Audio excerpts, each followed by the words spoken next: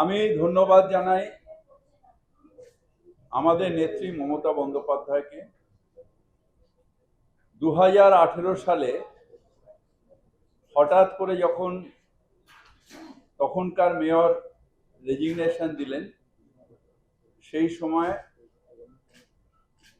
সব কাউন্সিলরদের সম্মতি নিয়ে আমাকে এই চেয়ারে বসানোর জন্য আমার মনে হয়েছিল যে এই চেয়ারে বসার যোগ্যতা আমার নেই।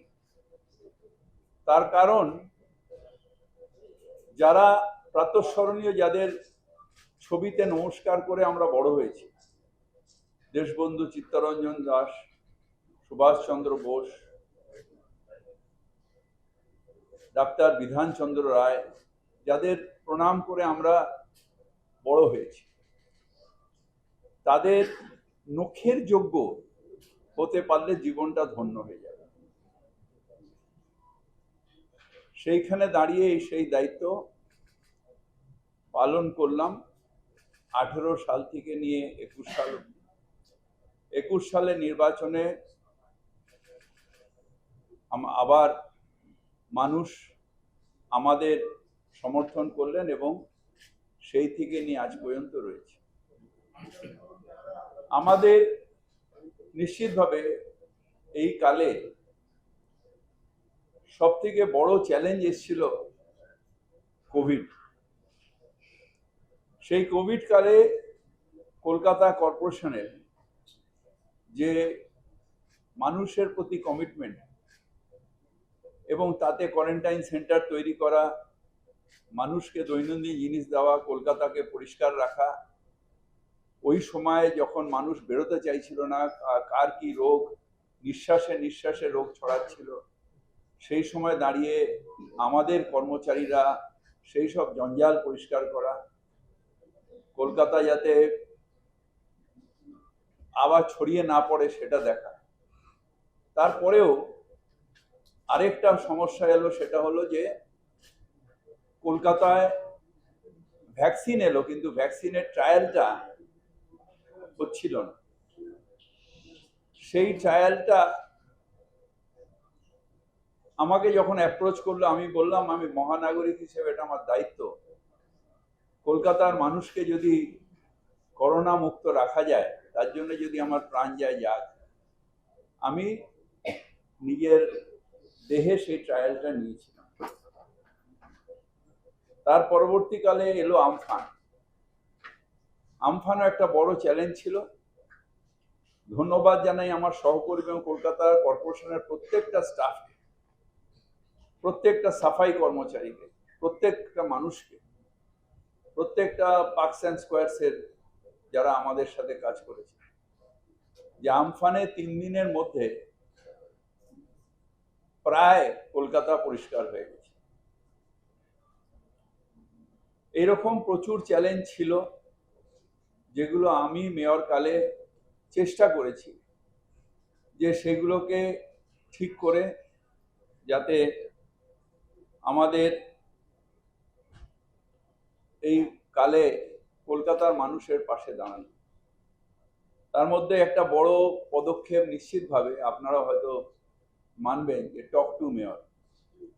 কলকাতার মানুষের সরাসরি সমস্যা শোনা এবং সেটাকে সমাধান করা, এই উদ্যোগটাও আমরা নিয়েছি এবং কলকাতার মানুষকে সেই জন্য ধন্যবাদ জানাই যে তাদের সমস্যা যতটা সম্ভব আমার নজরে এনেছে এবং আমি সমাধান করার চেষ্টা করেছি।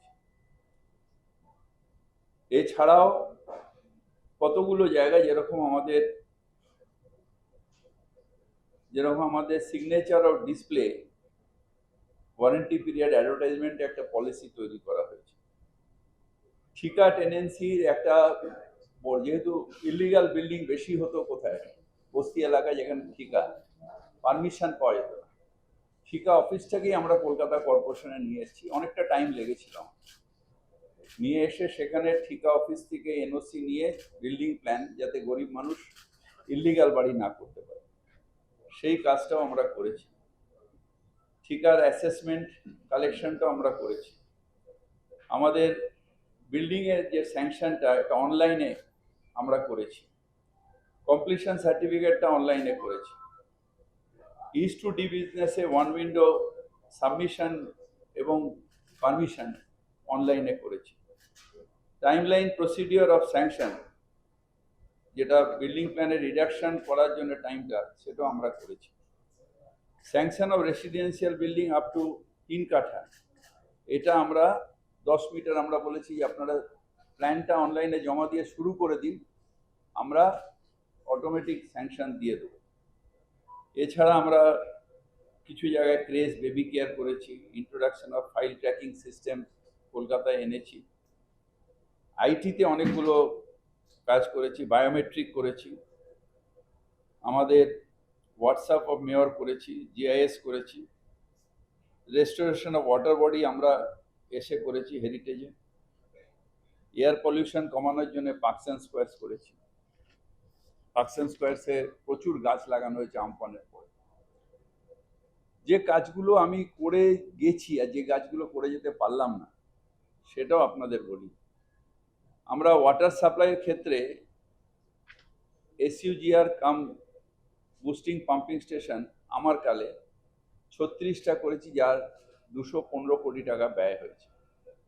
আমরা তক্তাঘাট জেটি ওয়াটগঞ্জে 15 এমজিডি করেছি, আমরা 35 এমজিডি গার্ডেন রিচে আমাদের জল বাড়িয়েছি যেটা স্টেট গভর্নমেন্ট ফান্ড দিয়েছে, laying on distribution of main line প্রচুর কলকাতায় আমরা করেছি। যে কাজটা এখনো শেষ করতে পারলাম না সেটা হচ্ছে যে আরো প্রায় 38টা এসইউজিআর যেটা কলকাতা কর্পোরেশনের অনগোয়িং চলছে, সেই কাজটা আগামী দিনে যারা দায়িত্ব নেবেন নিশ্চিতভাবে শেষ করবেন। Construction of 10 MGD water treatment plant যেটা ঢালাই ব্রিজের কাছে ইএম বাইপাসে আছে, গড়িয়া স্টেশনের কাছে, সেটার কাজ প্রায় শেষ হয়ে এসছে, তার পাইপলাইনের কাজও প্রায় শেষ হয়ে এসছে, যেটা অমৃত প্রজেক্টে আছে। কনস্ট্রাকশন অফ 20 এমজিডি আরও অ্যাডিশনাল আমরা ধাপায় করছি, যেটার কাজটাও প্রায় শেষ হয়ে এসছে। এবং ড্রেনেজ পাম্পিং স্টেশন কলকাতায় বিভিন্ন জায়গায় বিরাট করে জল জমতো, বিশেষ করে খিদিরপুর অঞ্চল, গল্ফগ্রিল অঞ্চল, কবিতীর্থ অঞ্চল, এই জায়গায় আমরা নবাব আলী পার্ক, কবিতীর্থ পার্ক, গল্ফগ্রিনে আমরা পাম্পিং স্টেশন তৈরি করে এখানে এখন আর জল জমে না। যে কাজটা করতে পারলাম না, মানে শেষ করতে পারলাম না, কাজটা হচ্ছে, সেটা হচ্ছে আমার একটা ইচ্ছা ছিল জীবনে নেতাজিকে শ্রদ্ধা জানানো। কিভাবে? যখন নেতাজি মেয়র ছিলেন, এটা আমি শুনেছিলাম, আমার এক সাংবাদিক বন্ধু টিভিতে বলছিল, তখন খুব জল জমেছিল ঠনটনিয়াতে, নেতাজি গামবুট পরে হাঁটতে হাঁটতে এখান দিয়ে ঠনটনিয়া গেছিলেন, সব অফিসাররা গেছিলেন, কোমর অব্দি জল ছিল, সেই জল আজও জমে। সেখানে আমি ঋষিকেশ পার্কে একটা ড্রেনেজ পাম্পিং স্টেশন প্রায় কমপ্লিট, মানে অনেকটা এগিয়ে গেছে, কিন্তু ওটা উদ্বোধন করে আমি ভিত্তিপ্রস্তর করে এসেছিলাম, কিন্তু উদ্বোধন করতে পারলাম না। সেটা নিশ্চিতভাবে আগামী দিনে শেষ হবে, এবং নেতাজি যে স্বপ্নটা দেখেছিলেন ঠনঠনিয়াতে আর জল জমবে না, আমি হয় এখানে থাকবো না, কিন্তু আমার হৃদয়ের শ্রদ্ধা নেতাজির প্রতি থাকবে এবং সেটাই হবে। মিল কলোনিতেও একটা হচ্ছে ময়লা ডিপো আমাদের গার্ডেন রিচের একটা হচ্ছে ওরকম ড্রেনেজ পাম্পিং স্টেশন, পামার বাজারে হচ্ছে, নর্দার্ন পার্কে হচ্ছে, গুলশান কলোনিতে হচ্ছে। ইমপ্রুভমেন্ট অফ ড্রেনেজের জন্য কলকাতার চারিদিকে কাজ হচ্ছে।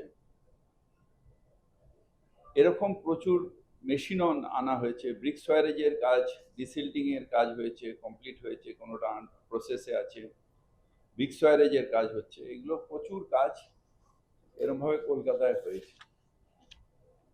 এটা আমি আর এতটা পড়ছি না, আমি এটার কপি আপনাদের সবাইকে দিয়ে দিয়েছি। তার কারণ এটা অনেকটা রয়েছে, নিজের কথা এতটা বলা লজ্জাও লাগে। আমি দিয়ে দিচ্ছি। এইবার বলি কেন আমি রেজিগনেশন দিচ্ছি। তার কারণ হলো ফিরহাদ হাকিম কেউ না, কিন্তু যে চেয়ারটায় আমাদের সেই সব প্রাতঃস্মরণীয় ব্যক্তিরা বসেছিলেন, সেই চেয়ারটার একটা আলাদা সম্মান আছে। আমি নিজে যখন মেয়র ছিলাম দাপুটের সাথে চালিয়েছি, নিজেই পৌরমন্ত্রী, নিজেই মেয়র। এখানে যেটা স্যাংশন সেটাই ওখানে পৌর থেকে স্যাংশন করে নিয়ে এসে কাজ করা। মানুষ প্রচুর যারা আসতেন, শুধু টক টু মেয়রে না, তাদের সাথে সাথে রিলিফ দেওয়া, এই কাজটা করতাম। এখন সেটা সম্ভব হচ্ছে না, তাই সেই চেয়ারটাকে আমি অবমাননা করতে পারি না, সেই চেয়ারের সম্মানহানি করতে পারি না। চেয়ার ধরে বসে রইলাম, ঢাল নেই, তলোয়ার নেই, নিধিরাম সর্দার, সেই মানুষগুলো যারা হয়তো আমার থেকেও বেশি দাপুটে ওই মেয়রের চেয়ার চালিয়ে গেছেন, তাদের প্রতি অসম্মান। তাই আমি ঠিক করেছি যে আমি আজকে রেজিগনেশন দিচ্ছি।